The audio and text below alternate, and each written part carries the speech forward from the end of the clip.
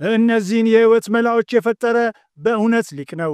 በምንጣፉ ላይ ያለን ጸጉን ለመሰብሰብ ማበጠሪያ ቆንጆ መላ ነው። ዘይት ወደ ጠርሙስ ውስጥ በሚገለብጡበት ጊዜ ብዙ ጊዜ ይፈሳል። ቢላዋ በጠርሙሱ አፍ ላይ ያድርጉ። አንድ ጠብታ ሳይፈስ ወደ ጠርሙስ ውስጥ በጥሩ ሁኔታ ይንሸራተታል። መጸዳጃ ቤቶ መጥፎ ጠረን ካለው ማንጠልጠያ ተጠቅመው ገንዳ ውስጥ አንድ ሳሙና አንጠልጥሉ። ከዛም ውሃ ያፍሱ።